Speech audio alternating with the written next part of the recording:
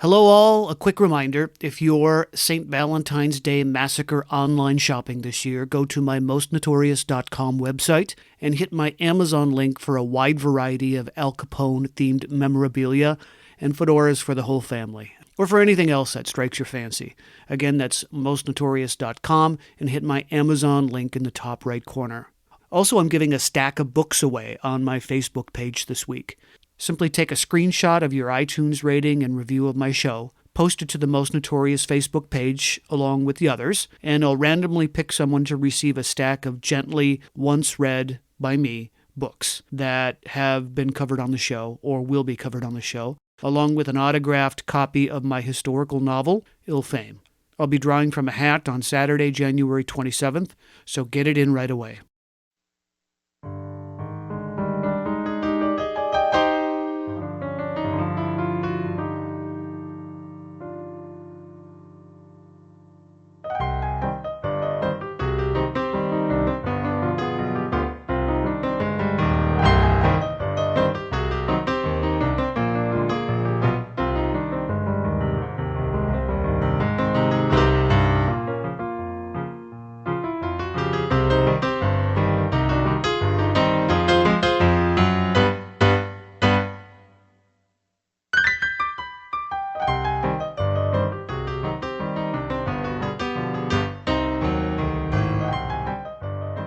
Welcome, everyone, to the Most Notorious Podcast. I'm Eric Rivenis. I've got another great episode today. As always, I look for book topics that fascinate me, and any chance to head across the Atlantic Ocean is a journey I'm always excited to take. So I'm pleased to have as my guest today Kate Winkler Dawson. She's a documentary producer, a news writer, and TV news producer.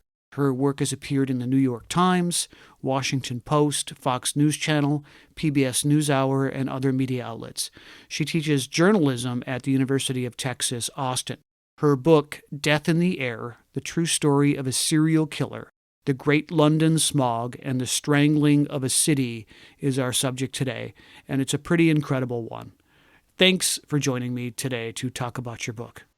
Thanks, Eric. I appreciate you having me. I've got to ask you off the bat, what prompted you to write a book about not only the Great London Smog, but also about serial killer John Reginald Christie?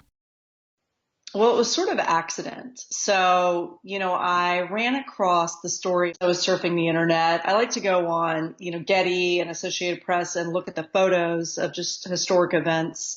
And so I saw the really beautiful, striking photo of the woman with a scarf across her face during the Great Smog, and which turned out to be the cover of my book. And I read a little bit about the smog. It was in the caption, and I realized no one had done this story before, which I thought was pretty incredible. And so trying to find characters. So this is, narrative nonfiction. So when I say characters, these are real people who appear in the book. But I just call them characters. So when I was searching for the people who were going to be in the book, I located a politician who's sort of the protagonist in the book, who takes on the conservative government in Britain to have a Clean Air Act finally enacted.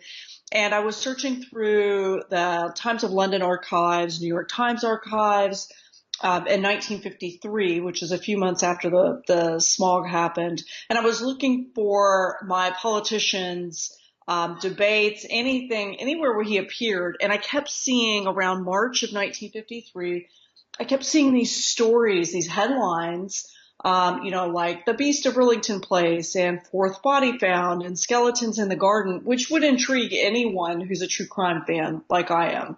So I started reading about the serial killer, John Reginald Christie. But it was interesting because I was so intrigued by the story, but it's so incredibly frustrated because the fog had all but disappeared from the newspaper headlines. And, being currently in journalism, I think that really struck a chord with me because I feel like that's what's happening now. We have a national conversation about, what I think are very important issues: North Korea, sort of the dismantling of the EPA. I mean, really huge national stories that impact people. And if we get one dramatic or, insensitive or a really inappropriate tweet from a well-known politician, the conversation's completely disrailed. And I think that that's exactly what happened in the 1950s is, you had a story about 12,000 people dead from the world's deadliest air pollution disaster. And here we are, over the summer of 1953, approaching another fog. And yet what's leading the headlines virtually every day is a serial killer on trial for killing 6 people. So to me, it became a conversation of, okay, why is this more important? A serial killer who's no longer a threat versus a smog that would very likely kill thousands more the following year. So it was intriguing to me because I do think it's what's happening now also. Absolutely. Could you set the scene for us? Tell us what life was like for a Londoner in 1952, the political, socioeconomic, and cultural climate of the city. Sure. So 1952 is 7 years after the end of World War II. So the country was bankrupt. The conservative government, which was led by Prime Minister Winston Churchill, who of course was a hero from World War II, the conservative government was trying to cover up the fact that it was bankrupt from World War II. And the city was literally shell-shocked. It was still in recovery. There were remnants of buildings across the city that were never able to be rebuilt after the Blitz. Unemployment was fairly high. Crime was fairly high. And because of the economic issues, the police force was at an all-time low. It was a difficult city to live in for many people. Unless you were, of course, up at the upper echelon of the economy. In most areas of the city, people really struggled with being underemployed. And so it was environmentally a very difficult city to live in. So this is the city with the highest population in the world at the time. It's the most industrialized city in the world at the time. And it's a city that is run by coal. So that is the primary source of heat. It's the only economically feasible source of heat. And you had just an incredible amount of sulfur dioxide, carbon monoxide, and other poisons pumped into the air daily because of millions of vehicles on the streets. You had more than 8 million fireplace grates that were burning very, very cheap coal that was now being sold by the government because all of the expensive coal was shipped overseas because of the, a bankrupt government. And you have more than 40 coal-fired power plants just in the city of London. And the city had just derailed its electric tram system. And the electric trams, which of course would have been relatively clean fuel, were replaced by those beautiful double-decker buses, the red double-decker buses that are sort of iconic in London. And these were buses that were powered by diesel. So an awful lot of poison that's pumped into the air. And when this weather phenomenon settled over London for 5 days and trapped all of these pollutions and pollutants in the air, it resulted in thousands of deaths. And so there was no national emergency, which I thought was incredible. This was sort of par for the course, part of living in an industrialized city like London. And of course, London's known for fog and known for smog. So it was another byproduct of being in the city of London. So, it was sort of stiff upper lip and carry on after the smog ended. And I really do think, you're talking about people who survived World War I, then World War II, and the Blitz. I think the attitude was certainly, let's move forward. So the people of London were just going through their days stoically, wearing masks, but still facing the smog head on, stiff upper lip, etc. Yes. So essentially through the 5 days of the Great Smog, the first and the second day, which would be the Friday and the Saturday, the smog was really building. The height of it would have been Sunday and Monday. So on Saturday, or on Friday rather, Parliament was still in session. The trains and the buses were still running, but the smog was really thickening, and it was really starting to make people sick. So by Saturday, the tube was running very slowly, but it was still trying to stay on schedule. And there were people who certainly were venturing out. But Scotland Yard on the BBC radio reported, please stay inside. They saw a pretty large uptick in crime, but honestly, the criminals were facing the same issues that the police officers were, which is they couldn't see anything. One of the people who appears in my book is a police officer named Stanley Crichton, and he talks about sticking your arm out as you're walking through the streets, and it virtually disappears at your elbow in this gray, yellow malaise that it's just sort of a nightmare. So there were an awful lot of people who just decided to stay in it, and there was a big danger there because if you were sickly, if you had respiratory issues, that like many people did in London, this is a city where 80% of the people smoked in 1952. So if you had respiratory issues and you stayed home alone during the smog, you could see why 12,000 people died, and they died alone. And so it was a sort of a mixed bag. So you had criminals out in the streets, but at the same time, they were slowed down also. You had police sort of writhing in chaos, trying to find these criminals and try to respond to emergency phone calls. But really areas of the city that would have been run down by shoppers on a Saturday or Sunday were really empty. And the serial killer in this book, John Reginald Christie, for about the first third of the book, is really just another Londoner trying to make his way through this fog. He decided on the second day of the fog to go to work, and he resigned and didn't tell his wife. And we find out a few days later, he killed his wife.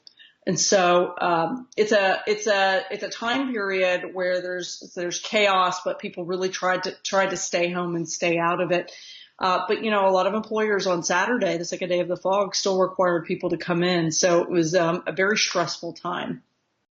So your book is set up in an interesting way, similar to Devil in the White City, where you've got two stories running parallel to each other and intersecting every so often. You've talked a little bit about the Great London Smog, but I'd like to ask you about the other part of your tale revolving around John Reginald Christie. He's a really interesting, compelling, strange character. And I'd like to start by asking you about his early background. Can you talk about how he grew up? Sure. He grew up in a working class area outside of London.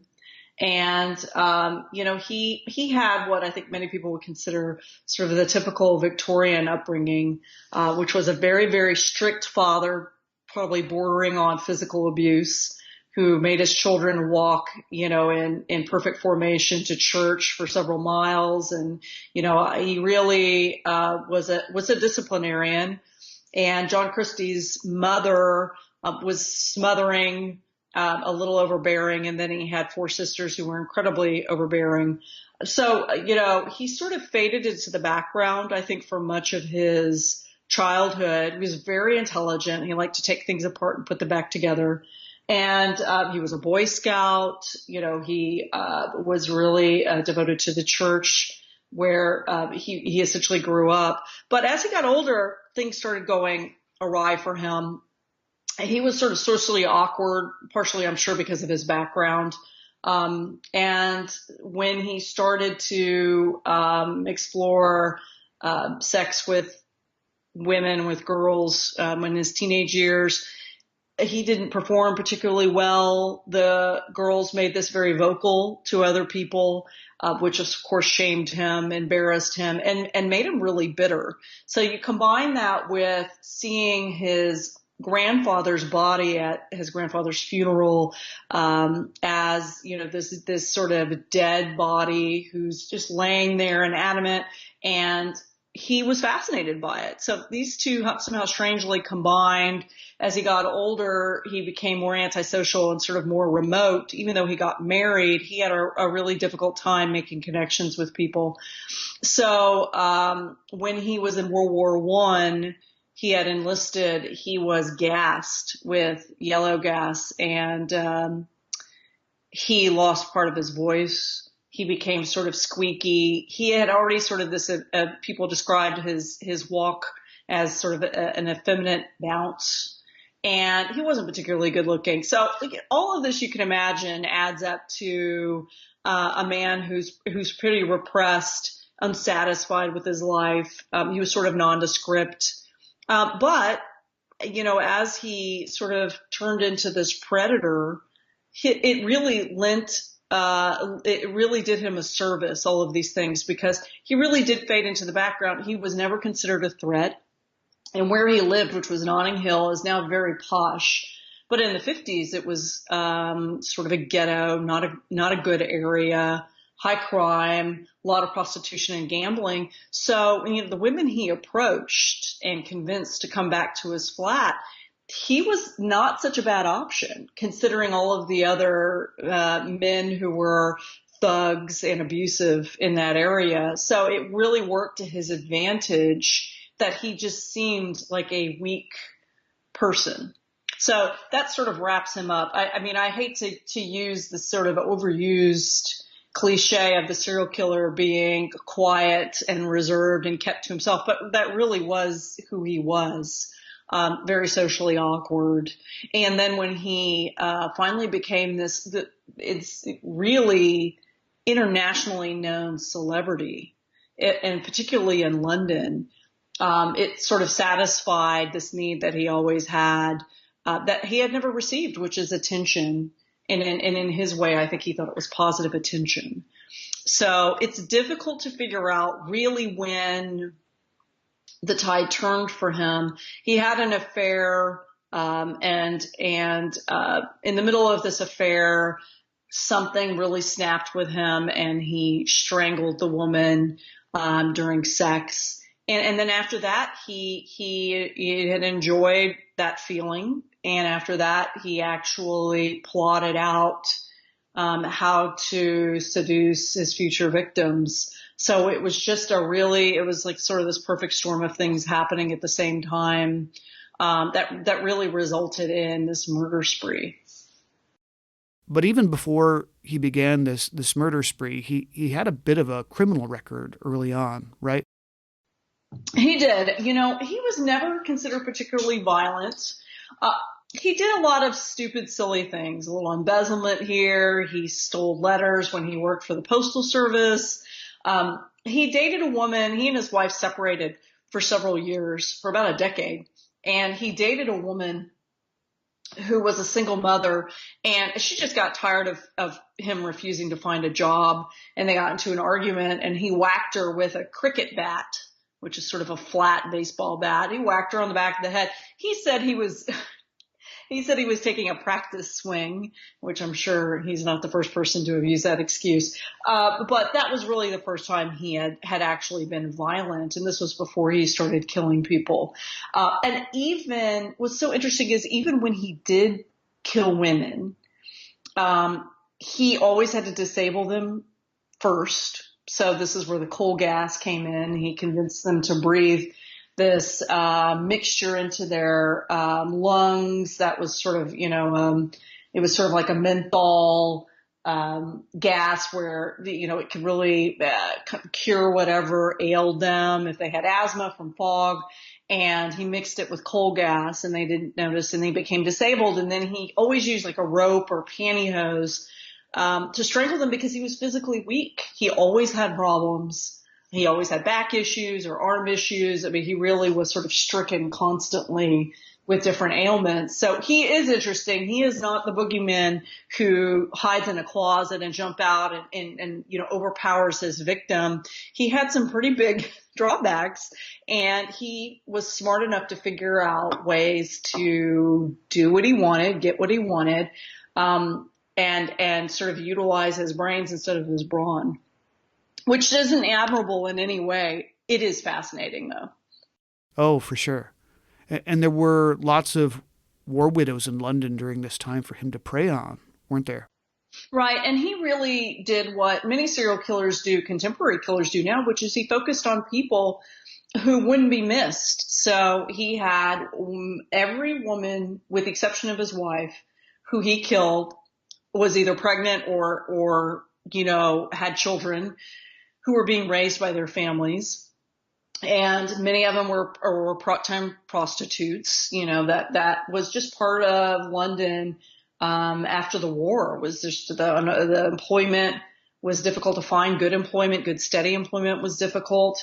And as I said before, he was in Notting Hill, which was a really bad economically disadvantaged, a lot of disenfranchised people lived there. And so, John Reginald Christie, this weak man, didn't seem like a big threat. So he really did. It was an advantageous time for him to choose to do this.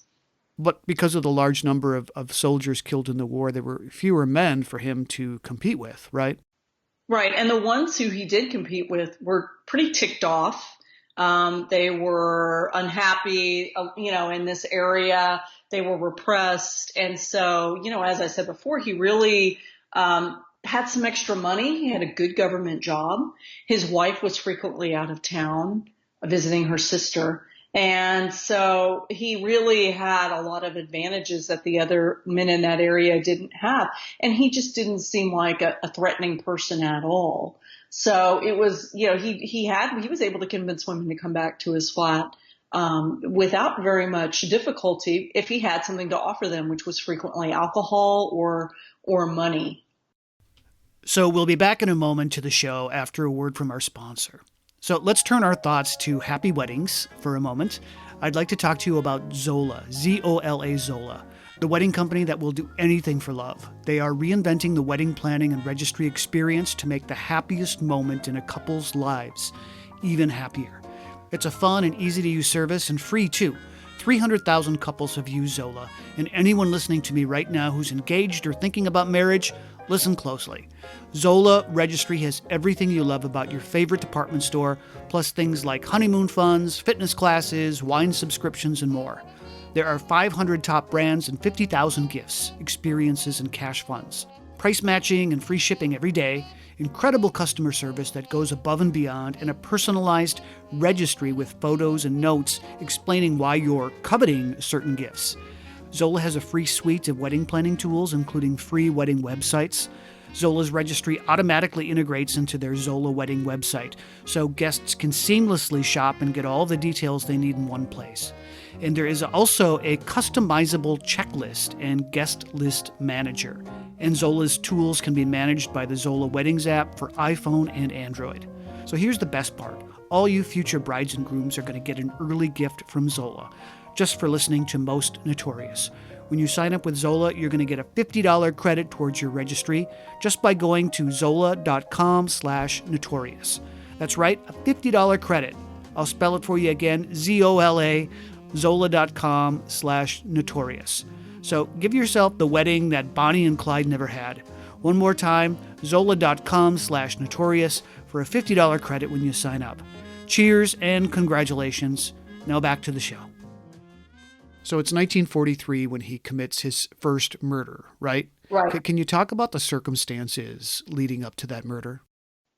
So he became friends with a woman in the area who was a part-time prostitute named Ruth First, and she was a woman who had children who were being raised by her family, and she was sort of working the area. And at the time, he was a war police constable, so it's in the middle of World War II. And he always wore this uniform, which of course probably most people know usually makes you look a little more handsome. And he patrolled this area in Notting Hill, and they met at a snack bar, and they talked a lot, and they had an affair. So when his wife, Ethel, would visit her sister in Sheffield outside of the city, he would bring Ruth back to the flat and they would have sex. And he says that she was getting too serious too quickly, and she really wanted him to leave his wife. Now who knows that at this point when John Christie is telling this story to a reporter for the Sunday Pictorial, he has a pretty grandiose view of himself. So I don't know how much Ruth First was really in love with him. Regardless, they retired to his bedroom one night when his wife was gone and began to have sex, and he reached over and grabbed a rope and strangled her and enjoyed the experience. Now, in the middle of this whole thing, when he's trying to figure out oh man, I have a body here. What do I do? He gets a telegram. There's a telegram boy at his door. He hands him a telegram from his wife who says, I'm coming home early and I'm bringing my brother. And so this, kind of creates a panic and a scramble. And so, the way that he covers up the body is quite creepy. And then, he transfers the body eventually to its final resting place. And it's the start of really very many odd circumstances about this case. He, buried two women in the back garden and buried them so shallowly that the dog was able to dig up bones, later on, several years later. And he really just sort of disregarded these women, and their remains. There was certainly nothing sacred about them. He planted, flowers right above them. And he picked up, I think one of the strangest things he did was when his dog unearthed the femur bone of one of the women, he took the bone and strapped it to part of his fence that was falling down as a way to reinforce the fence, like another post you would go by. And, at some point, the Notting Hill police came and searched the area looking for a different woman, and they walked right by this bone, strapped to the fence. So it's sort of these incredible circumstances where he cared enough to cover up his crime. So he wasn't a psychopath. He was a sociopath. He knew that what he did was wrong, and he worked very actively to cover up his crimes. But then he just sort of had this flagrant disregard for staying safe. I mean, who in their right mind would take a femur bone and put it against their fence? I mean, he did so many things like that. It was just so odd. So those were the circumstances that really taught him that he enjoyed the power over women, but he really did have to have them disabled. I mean, he could not perform usually unless it was with a prostitute, or as he found out, if they were completely disabled and not able to move, and then he could do what he wanted. So he was an interesting killer for sure. So the following year, in 1944, he kills another woman named Muriel Eady. It was somewhat similar to the Ruth First murder, right? Mm-hmm. Right. Well, this is where his method really begins, and he starts honing his skills. I say this in the book, serial killers aren't born serial killers. They start and they improve, their methods. And this is really what he did. He targeted her. They worked together. She didn't need anything from him. She wasn't a prostitute. She had a full-time job. She had a boyfriend. She had money. But she had this cough from, kind of constant upper respiratory infections from smoking, most likely, but also from the constant smogs that were happening. And he said, I have a cure for that at my flat. I have this breathing apparatus. It'll get rid of it quickly. I'm assuming it was sort of like an asthma. He was presenting it as sort of like an asthma inhaler. And she agreed. He had groomed her for months. And he had even had lunch, with Muriel and her boyfriend at the same time. And so this was, she felt very safe. His wife was out of town again, and she came to the flat, and he tried to give her something to drink, and she really didn't want anything to drink. So he sat her down in this chair, in a deck chair, and there was a glass jar that had a tube running from it, and it had Friar's balsam, which is, I think, sort of like a menthol, what you might rub on your chest, but in a gas form. And he said, breathe through the tube. This will clear out your lungs. And she did, and apparently she didn't realize that there was another tube that led from the glass jar to his gas tap at the back of his stove. And so when he released the bull clip on that tube and all the gas came through, she was knocked out. And he sexually assaulted her and strangled her with rope. And that really was his MO from then on, with the exception of killing his wife. That's essentially was what the method was that worked the best for him. So he gets away with these murders, at least for the time being. His life continues on, but he eventually becomes tangled up in another set of murders, these revolving around a man named Timothy Evans. Incredibly tragic, but Christie, while a part of this case, is not involved in the way we'd expect him to be, considering his prior history. Can you explain what happened in the spring of 1949 and how he became a part of these murders? Sure.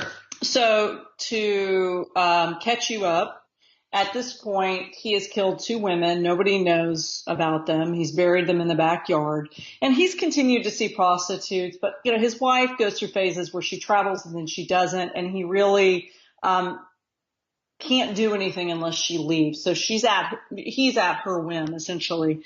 So he doesn't kill anyone until, it's debatable, but at about 1949, a couple moves into the building, young couple. Timothy Evans is the husband, and he's married to a woman named Burl, who's 19, and Timothy Evans is 22, 23.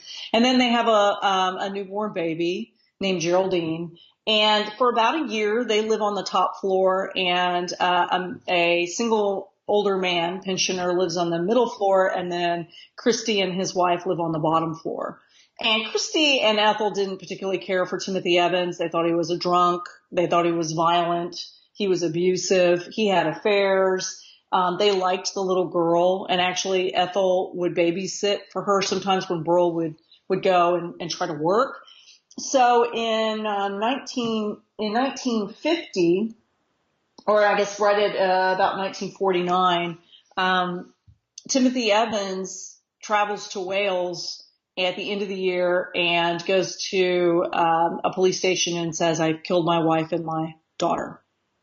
And I put him down the drain at the front of my building, 10 Millington Place." And the police in Wales called the Metropolitan Police at Notting Hill and send a whole group of them over. And so John Christie is sort of awoken by some pretty vicious banging of metal right outside of his door. And he comes out and they're trying to get this storm drain lid open because they think there's a woman and a child down there. He wants to know what's happening. And they sort of explain, listen, your neighbor confessed to killing his wife and his child. And, Christie says, I don't know anything about any of this. But of course, he's a little stressed out because they start tromping around the backyard. And meanwhile, he's got two women buried back there, but no one knows it. So this is not a easygoing time for John Christie.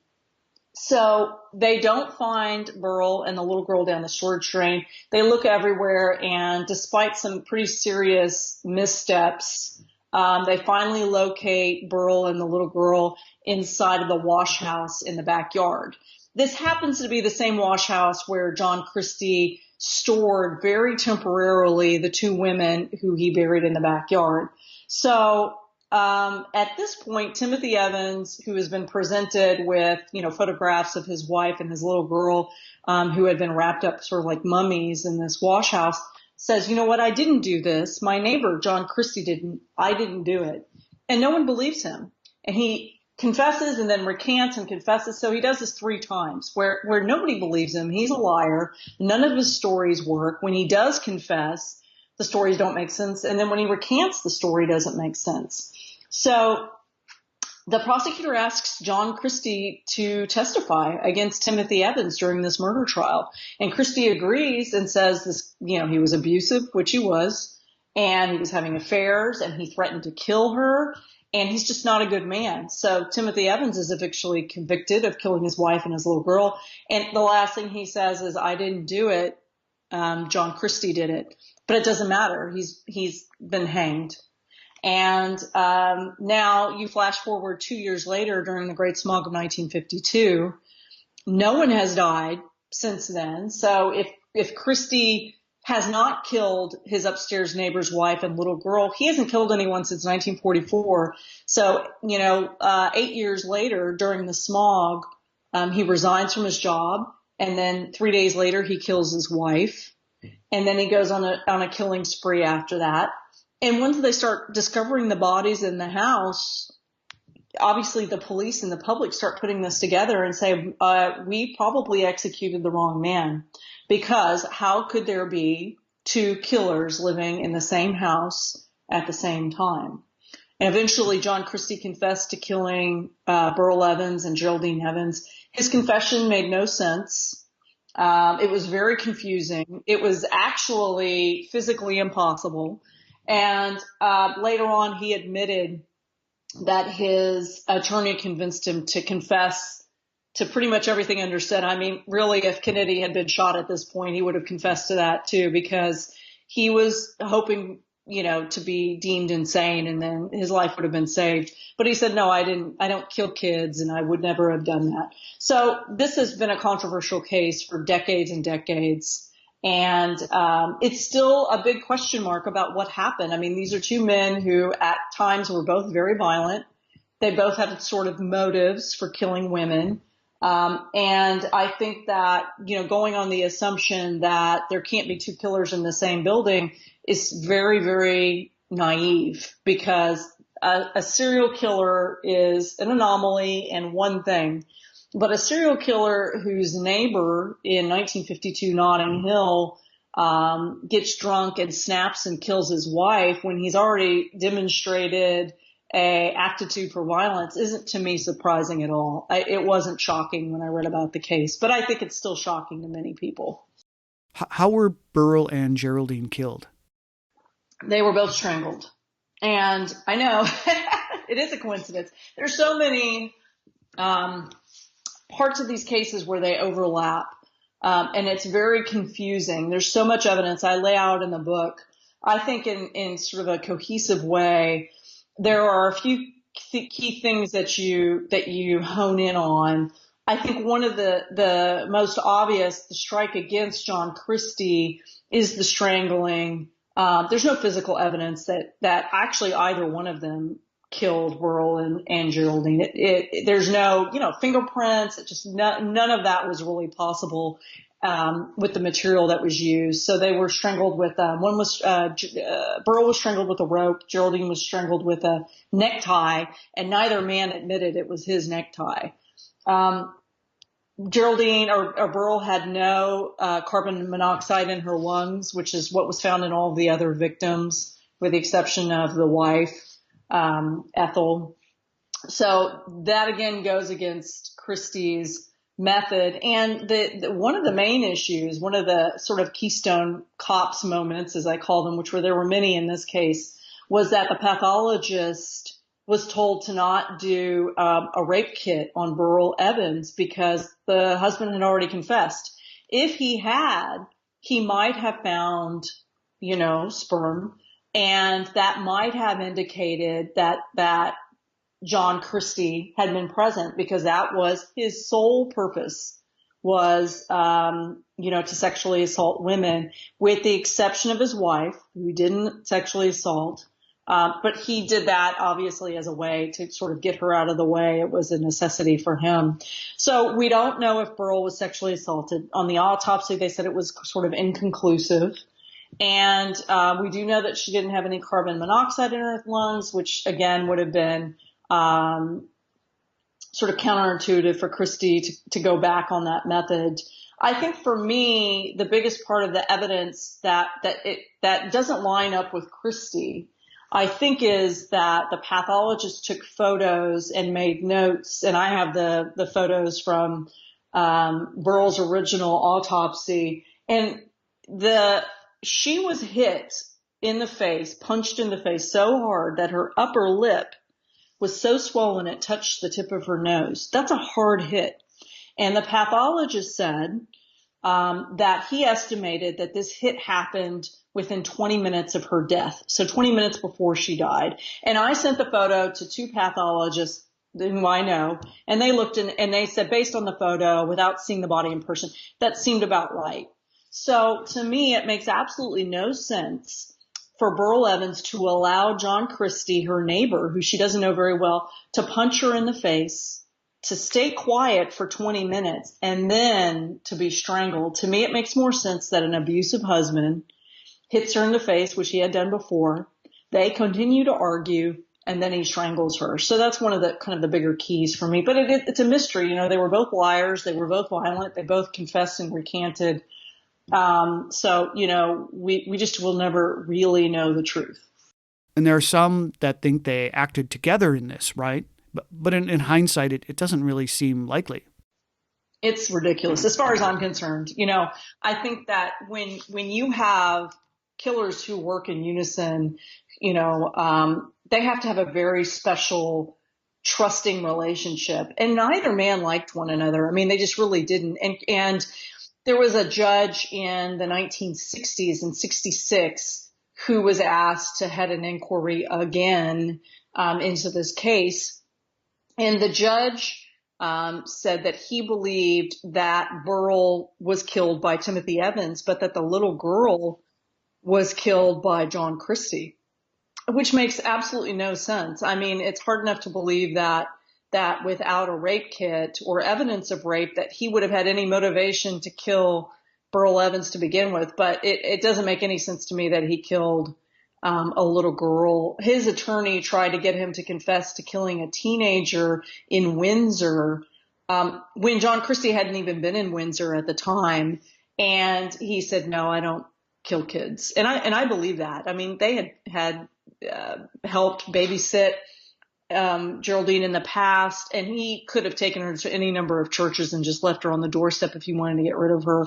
So, those theories are really confusing. They don't, to me, make any sense. I just don't see how either of them would have worked with the other one, because I think that their motives were different. I mean, if you look at people who work together on murders, they usually have the same motive, the same aesthetic, the same drive, and these two men had very different motives for killing Burrell Evans. So not long after this, and this happens, as you mentioned, around 1949, 1950, Christie's wife, Ethel, her health begins to deteriorate, doesn't it? Can you talk about their relationship at this point and how it continues through 1951 and 1952 up to when Christie kills her? Well, again, it's speculation, but I think there's an awful lot of evidence that leads me to believe why he ended up killing Ethel. So, after Christie testified against Timothy Evans, and Evans was executed in 1950, Christie's health really started to deteriorate. I mean, he had intestinal issues, he had issues with flatulence, he had back issues. I mean, he really was starting to sort of physically fall apart. He was in his 40s at this point, and his wife, who was slightly older than he was, and sort of this, heavy set woman who had never been in good health to begin with, her arthritis really started to worsen, and she was less inclined to travel. She didn't go see her sister as often, which of course eliminated a place for Christie to bring back women. And so I think he was getting slightly some cabin fever in 52. He started seeing a pair of prostitutes whom he never had sex with. He had photography sessions with, where they simulated sex. And he fancied himself an amateur photographer, and he liked to keep a very small photo lab in the neighborhood. And so he frequently asked them to come and take these photos. And he did this on the first day of the smog, which was a Friday of December 5th. And he was then stuck at home with his wife for 5 days, with the exception of the day he ventured out onto the tube to resign from his job. So he clearly made a very conscious decision that her death was imminent. And I think it was also a tremendous amount of stress for both of them, because the demographic in Notting Hill had changed fairly dramatically at the beginning of 1950. There was a large influx in the late 40s and early 50s. And then this continued of people, Caribbean people from the West Indies coming over, who had fought on behalf of the British government in World War II and were invited to come. And when the economy didn't quite recover, it, with the amount of people who had arrived, created, this sort of system of ghettos. There were an awful lot of houses where white landlords would try to rent multiple to multiple people in very small spaces, and it just created a really negative effect and a lot of racial tension. And so in the 1940s, Tinrillington Place was white. And there was, the Evanses were on the top floor. There was a single man on the middle floor, and then Christie on the bottom. And by, 1951, 1952, there were upwards of 8 to 10 residents from the West Indies who were shoved into Tinrillington Place, and the Christies were on the bottom. And they were in a sort of constant war with them. And, actually, after Christie killed his wife, he put her under the floorboards of his parlor and would, continually try to put down sort of Lysol disinfectants to stop the smell of a decomposing body from wafting out onto the street and to his neighbors. And a police officer came in and commented on the smell. And he said, well, I have these neighbors and they, cook horrible food. And the police officer believed him. So it created an awful lot of racial tension, obviously not just in their building, but just, throughout the city. And Ethel was incredibly upset over the state of the building. And, she considered her neighbors to be unkempt and trashy and dangerous. And I think it aided in her declining health, which just increased John Christie's stress because, there's nothing worse for a serial killer than to be sort of habitually stuck with your wife in the only place where you're able to kill women. So this was distressing for him also. I think it just created this sort of, perfect storm of tension and stress that eventually needed to be released. And unfortunately for Ethel Christie, it was released on her a few days after the smog lifted. So between January and March 1953, Christie murders 3 more women. Mm-hmm. Kathleen Maloney, Rita Nelson, and Hectorina McLennan. Mm-hmm. Can you walk us through each murder, how he met them, what he did to them, and are the circumstances of their deaths similar? They are. I mean, it's sort of a rinse and repeat with these 3 women. They were prostitutes. They were found with large amounts of alcohol in their system. He met them in the neighborhood, and he's the same thing with all of them. He mustered up as much charm as he was able to. And again, with this sort of non-threatening manner, convinced them that he had money, that they could come back to the flat. He could make some money and they could make some money and he would have, provide them with a warm place to stay. He even offered one of them Ethel's clothing after he killed Ethel, his wife. So he really was doing everything he possibly could to convince women to come back to the flat. And so when he would lure them back, he would offer them alcohol, and then he would convince them for however, many reasons he needed to breathe in this carbon monoxide solution, because every one of them had that gas in their lungs when they were found. And it still, it stayed present. And it was a very high level. So they were drunk and they were disabled by this, this coal gas apparatus that he had set up. But it really was the same circumstances. He would have them sort of pass out. He would sexually assault them.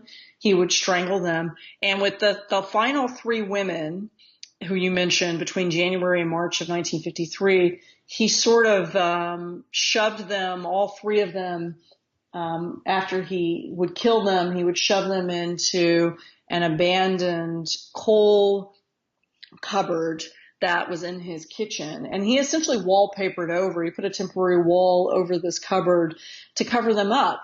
So if you're keeping up with the count, you've got 2 women from the early 1940s who are buried in his backyard. You have Ethel Christie, his wife, who is under the floorboards of the parlor. And then you have these 3 women who are wallpapered into his kitchen. And this is not a large flat. So he is surrounded by dead bodies at this point. So the count is up to 6. And then if you are assuming that he killed Burl and Geraldine, then the count is up to 8. And after he kills his final victim, he has run out of money. He has sold everything he could possibly sell. He sold his wife's wedding ring, and he knows he's going to get kicked out, evicted from this flat. He didn't get along with the landlord to begin with. And so this is another example of the audacity of John Reginald Christie's mind. So he sublets his apartment illegally. He brings in a couple, shows them around with these bodies laying around, and says, give me this amount of money and you can sublet it and don't worry, everything will be fine. So they give him the money and he disappears. And they show up the next day and start to move in, and they are immediately evicted that day by the landlord, who says, what are you doing here? And they said, well, we rented this room from John Christie, who's now gone. So the landlord says, in the meantime, you need to leave. And he tells a neighbor, who was, one of the Caribbean people on one of the upper floors, if you would like to cook in the kitchen, you may. This apartment needs to be cleaned up and sort of renovated, and then we're going to rent it out because the occupants are now gone. And so the man, comes into the kitchen and he wants to hang up a wireless radio so that he could cook and listen to the news or to music at the same time. And he starts banging around on the walls, probably trying to find a stud that's appropriate to hang this radio, and it's hollow. And he sort of punches a hole through and he sees the bodies. And that's the end of John Christie's charade as this sort of meek, man who blends into the wallpaper, and he's officially on the run. And he becomes the most sensationalized news story in 20 years at least in London. It's, one of the beginnings of the celebrity killer. What a horror show. It's interesting that he buries the first 2 bodies outside in the backyard, but then he buries his wife under the floorboards. I mean, what's his motivation for that? And continuing to try and mitigate the smell, wouldn't it have just made more sense to bury all the bodies in the backyard? Well, as you know, killers don't frequently have a lot of common sense. That's why they're caught, thank goodness. However, I think what would have made more sense to me, in his position, is the 2 in the backyard, Ruth and Muriel, were killed during World War II. In the middle of it, there were plenty of houses that had been bombed out where all he needed to do was take their body in the middle of the night and dump them, and nobody would have been able to identify them, and certainly they wouldn't have been able to connect them to John Christie. The only reason they were able to connect him to their bodies is because they were in his backyard, obviously. I think that there are killers who just inherently want to keep people close, and their victims close. And I think, to me, the evidence of that, besides the fact that, he was either too lazy to take the bodies anywhere, not smart enough to figure out where to put the bodies, or what I think is more likely is he wanted the trophies. He wanted them as trophies.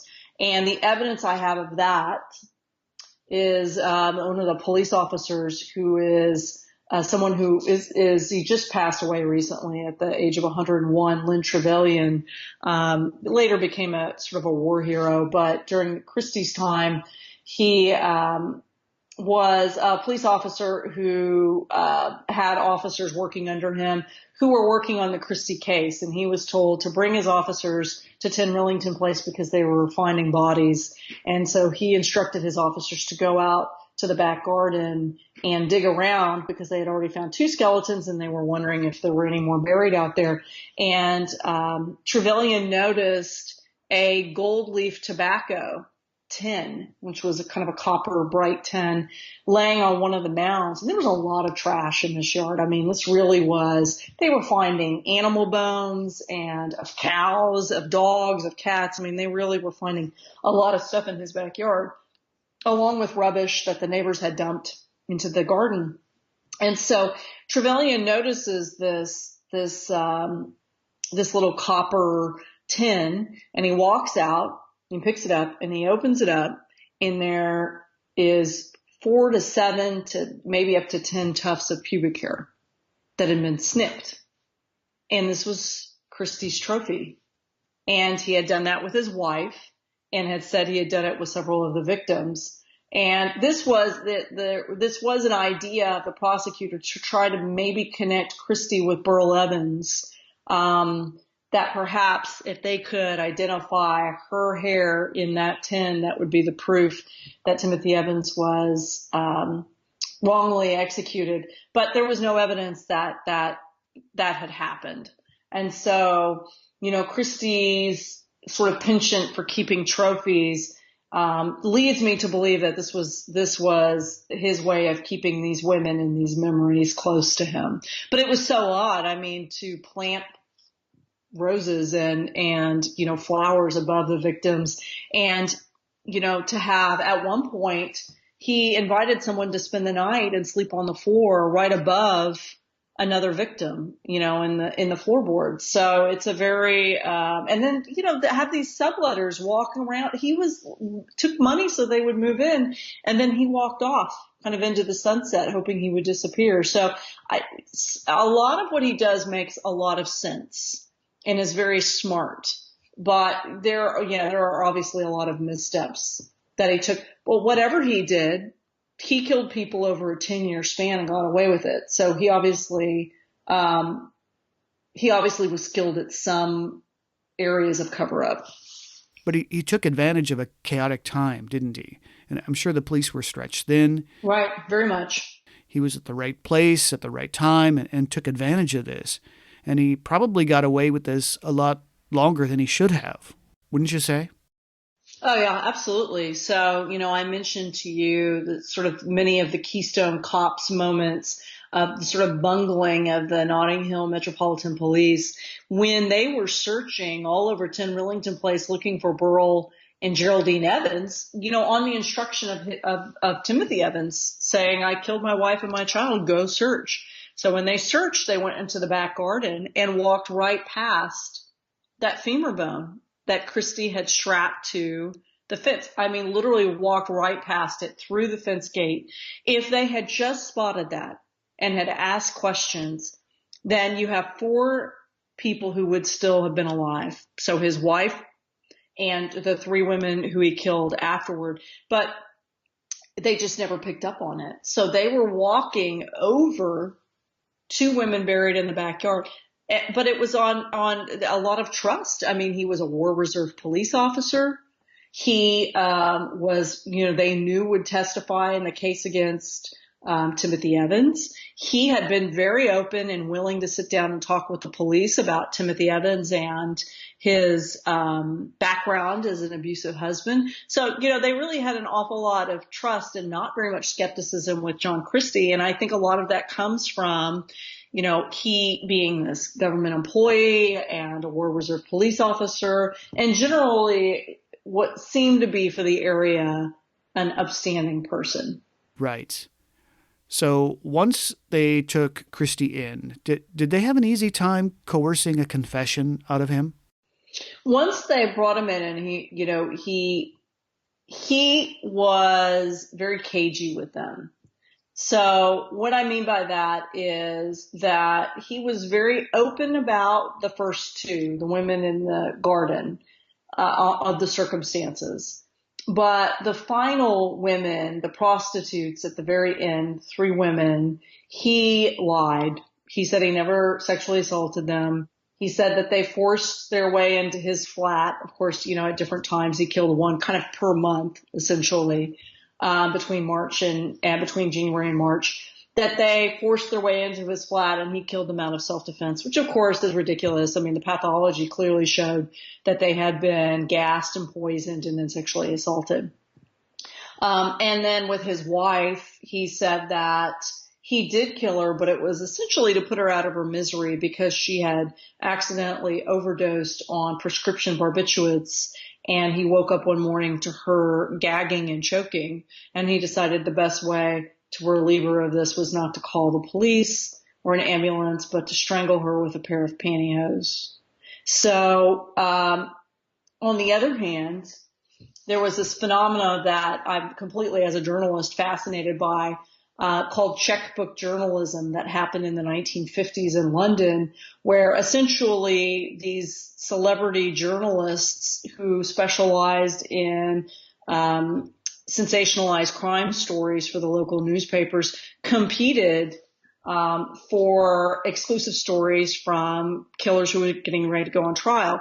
So in this case, Harry Proctor, who worked for the Sunday Pictorial, which is no longer in circulation, won, and he won Christie's exclusive confession. In exchange, the Sunday Pictorial essentially paid for Christie's defense, which I will tell you, for all of your listeners who are not familiar with journalistic ethical practices, is not ethical at all. So the confessions that were exclusive to the Sunday Pictorial are incredible. I mean, it's really John Christie at his most glamorous and at his best. I mean, this is really a national and international stage for him to craft his story whatever way he wanted to, and to become sort of the suave lady killer, literally, that he had always wanted to be. And no one ever cared for him or listened to him.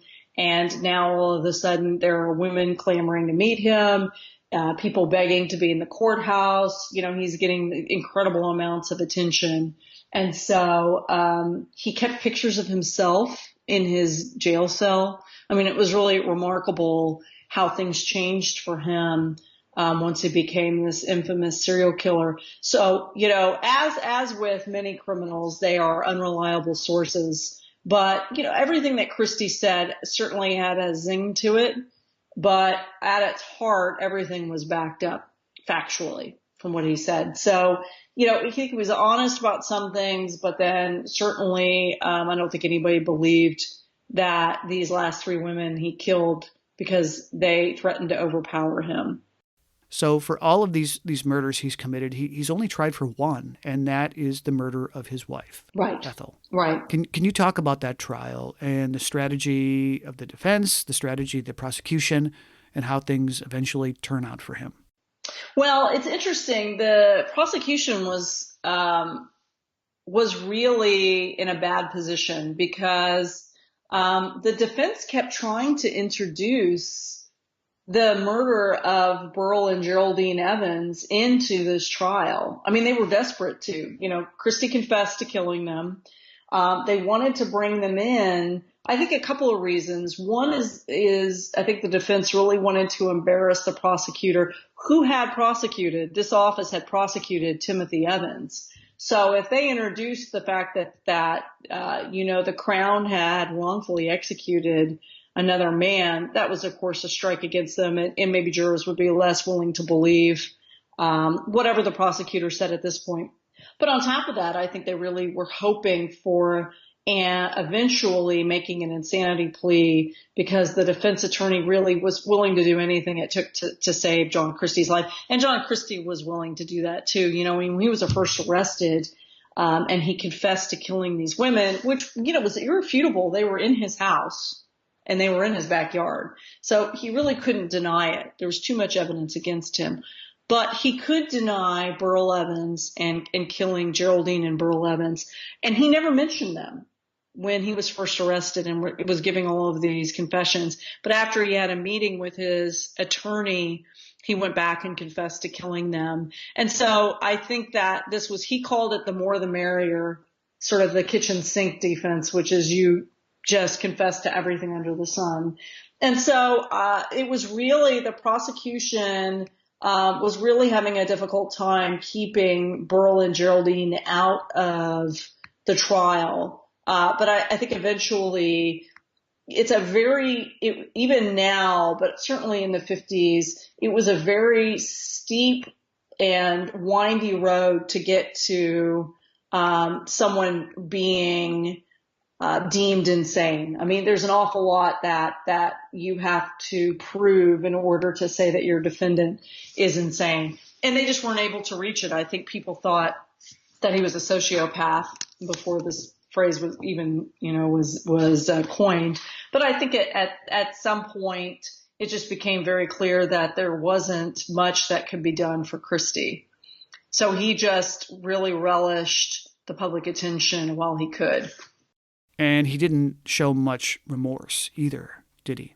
No, he didn't. I mean, he really, it switched really quickly, I think, from, either he was either playing defense and saying, I was, it was self-defense. These women were trying to attack me, to when he talked about Ruth and Muriel, who were buried in the backyard, and he didn't deny killing them. It was very romantic when he described it, and very glamorous. It was, he used phrase like, I was determined to make the next one a very clever murderer, much more clever than the first. It was very sort of gothic serial killer. So there was never any, I really made some mistakes. I think it was either, I didn't do this at all, or I didn't mean to do it, or it was, I am this brilliant sociopath, and this is why, you should obsess over me and admire me. But there was never any middle ground, really. So Christie is found guilty. He's sentenced to death. Can you talk about the days leading up to his execution and how he was finally killed? Well, he, I think, had sort of, as you would imagine, a shift of emotions sort of back and forth. He really tried to enjoy those last few weeks. As I said, he started putting pictures up of himself in prison. He had an awful lot of people who were sending him mail, people, ministers asking him to believe in God and to allow them to come in and read religious documents with them.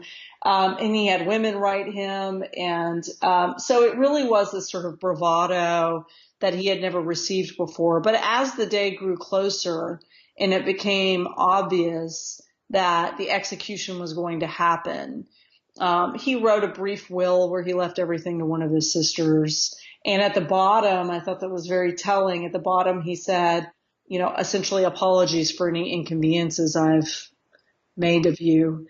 And so he really had no one. And the journalist, Harry Proctor, who paid for his defense, made that a point that there was no one to give money to. He had killed his wife. He was estranged from his family. And so they gave all the money to the defense attorney to pay for the defense because there was no one else. And so he was left alone, but much like the way he lived his life, he was married, but he certainly had so many antisocial characteristics that he was never able to be close to anyone except animals. He really adored animals. So as the date approached, he became, very anxious and nervous.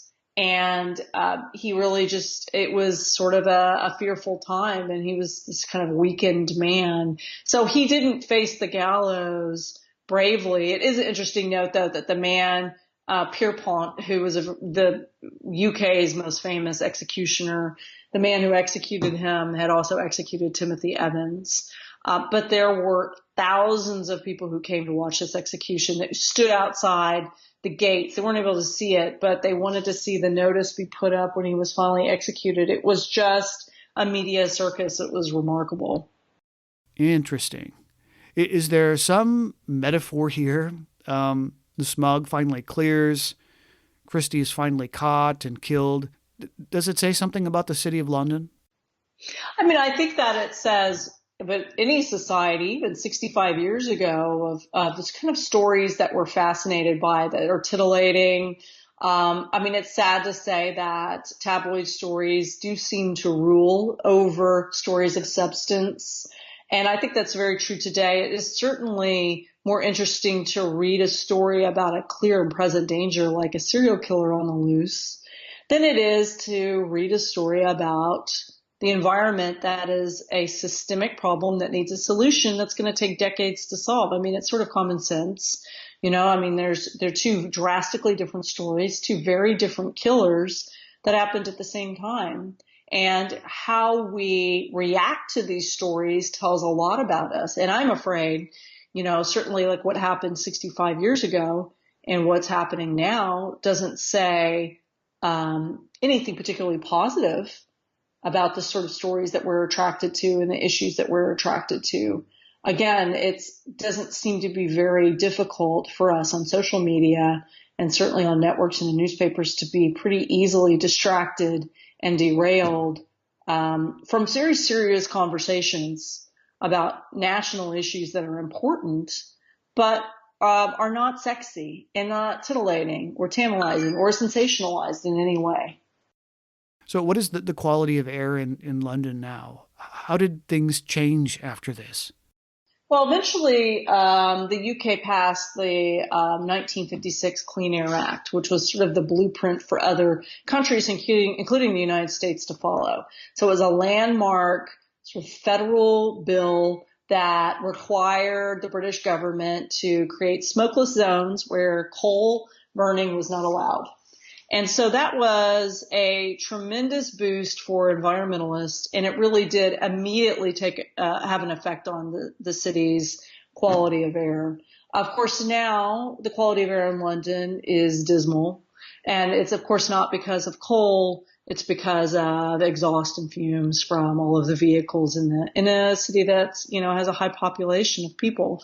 And of course, we see that in many cities. Incredibly, in the United States, we have incredible amounts of pollution, and it's sort of isolated based on where you live. On the West Coast, it's primarily vehicles and exhaust from vehicles. And if we're talking about sort of the states of Kentucky or Virginia, it's primarily from coal plants that are there, or various other plants that are there. So it's interesting, the problem doesn't go away. It certainly does shift to a different energy source. And once Christie confessed, quote unquote, to the murder of Burl and Geraldine Evans, government officials began questioning themselves about the execution of Timothy Evans. And that had some effect on the death penalty in Britain, didn't it? Yes, it took a little while, because, there were several inquiries. The most high-profile inquiry was in the early 1960s, and it was spurred on by a book by a journalist that was entitled 10 Rillington Place and was turned into a pretty high-profile movie. And this journalist used the book to really be an advocate for abolishing the death penalty, and sort of the public outcry convinced the government to have another inquiry. And eventually this led to so much media attention that the British government abolished the death penalty completely. And it wasn't just because of the Timothy Evans case, but it was one of the main cases that led to the abolishment of the death penalty. So, that is another reason why this story was so attractive to me, because, there are a lot of weird, creepy killers out there who do strange things and cover up crimes in odd ways. Obviously, I think I know many of those cases, but what makes this case different for me, besides sort of the really interesting side-by-side comparison that I can make with the fog and with the serial killer, is also that this case led to a landmark decision, and it had impact, and it created a conversation amid the controversy. So John Christie really did have a larger impact on just, being a loony serial killer who distracted the media for 6 months from a much bigger, more important story. And, really this eventually led to saving lives in Britain by stopping executions.